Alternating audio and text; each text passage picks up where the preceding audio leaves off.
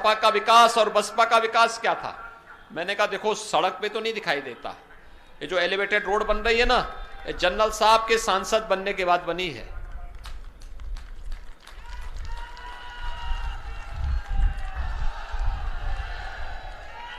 आखिर सपा बसपा की सरकार तो अंधेरा देती थी, बिजली नहीं थी, गरीबों के लिए राशन नहीं था, एक होड़ लगती थी जो मुख्यमंत्री बनता था, मंत्री बनता था, पहले अपना बंगला बनाता था। गरीब का बंगला नहीं बनता था, गरीब का मकान नहीं बनता था। हमारी सरकार आई, डबल इंजन की सरकार ने 43 लाख गरीबों को एक एक मकान दे दिया। 2 करोड़ 61 लाख गरीबों को एक एक घर में शौचालय दे दिया। 1 करोड़ वृद्धजनों को, विधवा महिलाओं को, दिव्यांग जनों को 12,000 रुपए सालाना पेंशन की सुविधा दे दी। 9 करोड़ गरीबों को 5 लाख रुपए का स्वास्थ्य बीमा का कवर दे दिया और 15 करोड़ लोगों को कोरोना है, डबल इंजन की सरकार है, डबल डोज राशन का भी उपलब्ध करवाने का कार्य भारतीय जनता पार्टी की सरकार करा रही है। ये पैसा पहले कहां जाता था? ये पैसा पहले कहां जाता था? विकास का ये पैसा कहां जाता था? विकास उनका एजेंडे में है ही नहीं। उनका विकास तो विकास का ये पैसा लूट लूट करके और उसको फिर वे जमा करते थे। इत्र वाले मित्र के यहां जब जेसीबी चली थी तो आपने देखा होगा कैसे नोट की गड्डियां और पहाड़ निकल रहे हैं। मां लक्ष्मी भी कोसती होगी इन लोगों को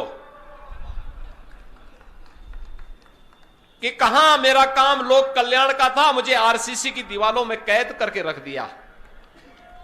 लेकिन जब जेसीबी चली तो मां लक्ष्मी भी बहुत प्रफुल्लित होकर के आगे बढ़ी कि अब कल्याण का मार्ग प्रशस्त होगा। भाइयों बहनों, इनकी संवेदना गरीब के लिए नहीं है, किसान के लिए नहीं है, नौजवान के लिए भी नहीं है और बेटियों की सुरक्षा के लिए भी नहीं है। इनकी संवेदना तो पेशेवर माफिया और अपराधियों की प्रति है। आपने देखा होगा कोरोना कालखंड में सपा बसपा कांग्रेस का कोई नेता नहीं आया होगा। आपके लिए जनरल साहब आए होंगे, भाजपा के पदाधिकारी आए होंगे, धर्मेश जी आए होंगे, अनिल जी आए होंगे, इसके अलावा कोई अन्य आपके बीच नहीं आया होगा उस समय। ये सभी नेता होम आइसोलेशन में थे। तो इस समय जब आए तो उनको यही बोलने की आवश्यकता है। आपने जिन्हें पिछली बार विधायक बनाया था वे दल बदल कर रहे थे, भाग रहे थे इस पार से उस पार, उस पार से इस पार। पिछली बार वे यही कर रहे थे और आगे भी उनको यही करना है। वे अभी से फिर से अपना रास्ता बना रहे हैं।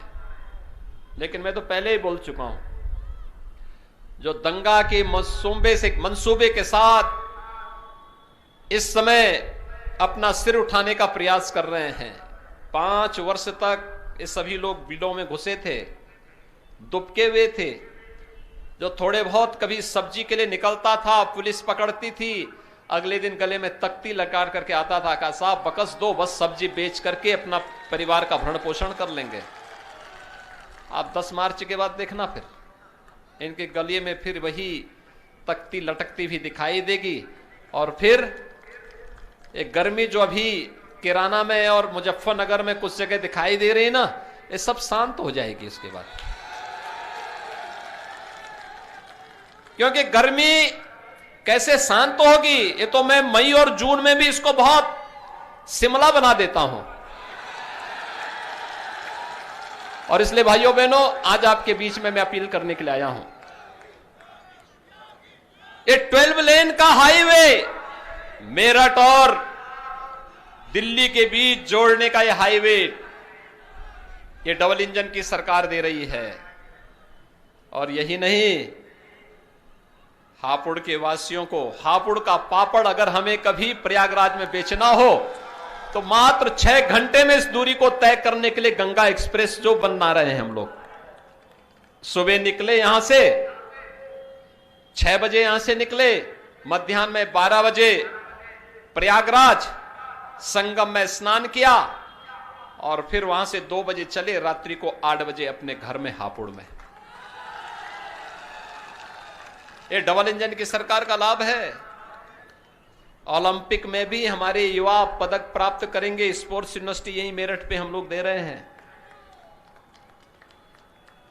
सपा बसपा की सरकार में तमंचे की फैक्ट्री लगती थी और हम लोग डिफेंस कॉरिडोर दे रहे हैं। डिफेंस कॉरिडोर, यहां जो तोप बनेगी और यहां का नौजवान जब उस तोप के ऊपर चढ़ करके पाकिस्तान की सीमा में उसको दहाड़ेगा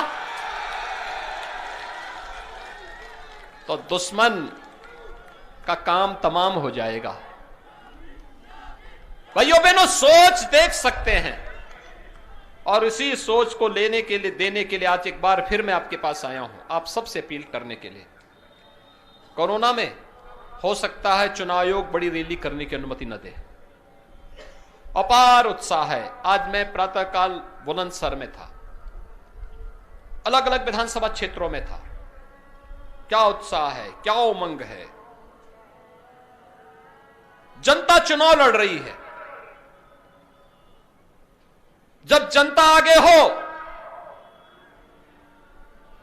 और नेता पीछे हो, मान करके चलो लोक कल्याण का मार्ग प्रशस्त हो रहा है।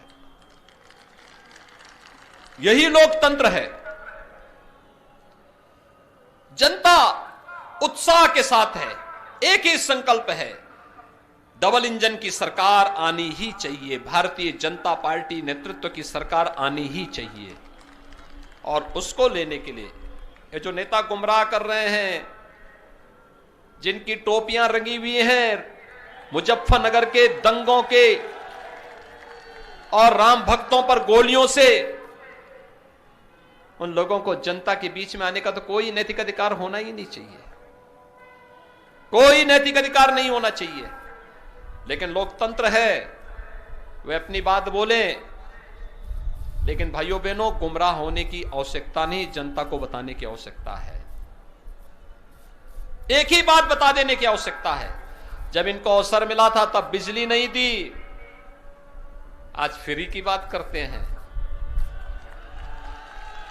तब तो दी नहीं, तब दंगा करवाते थे और अंधेरा इसलिए भी करवाते थे जिससे इनके गुंडे दंगा करा करके फिर आग लगा सके।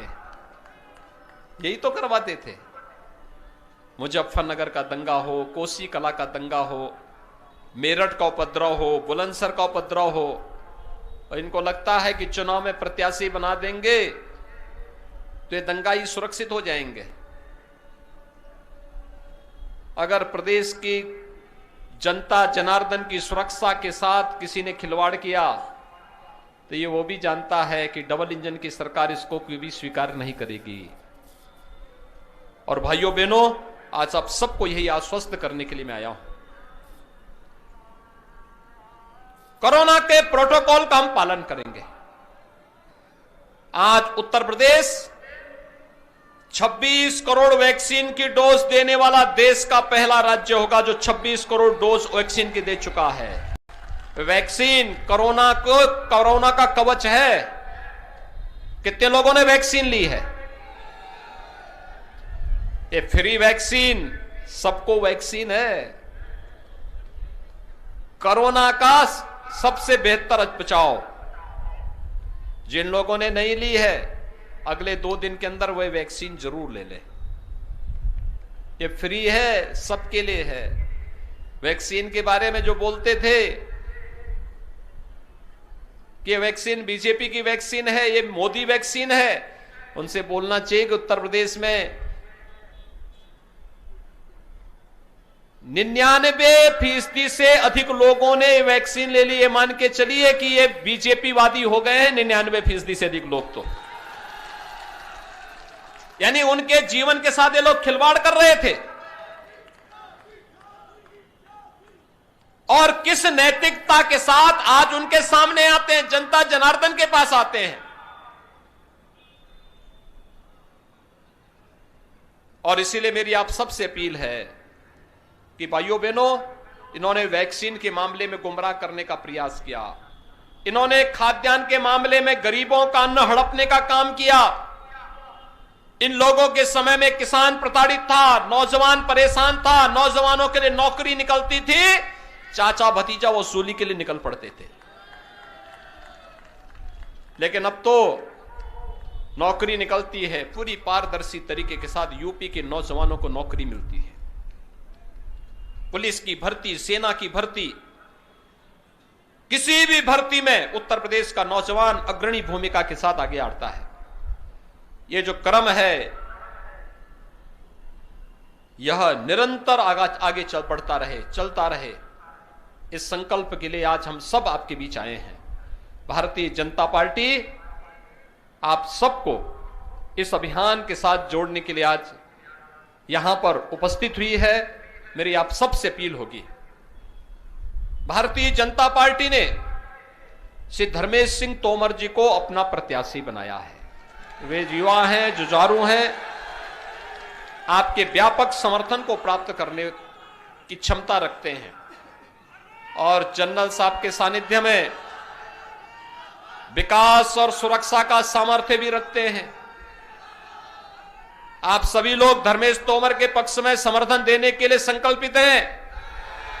सभी लोग दोनों हाथ खड़ा करके मुझे बताइए, दोनों हाथ मुट्ठी बंद करके बोलिए, दोनों हाथ ला करके बोलेंगे, भारत माता की, भारत माता की, भारत माता की।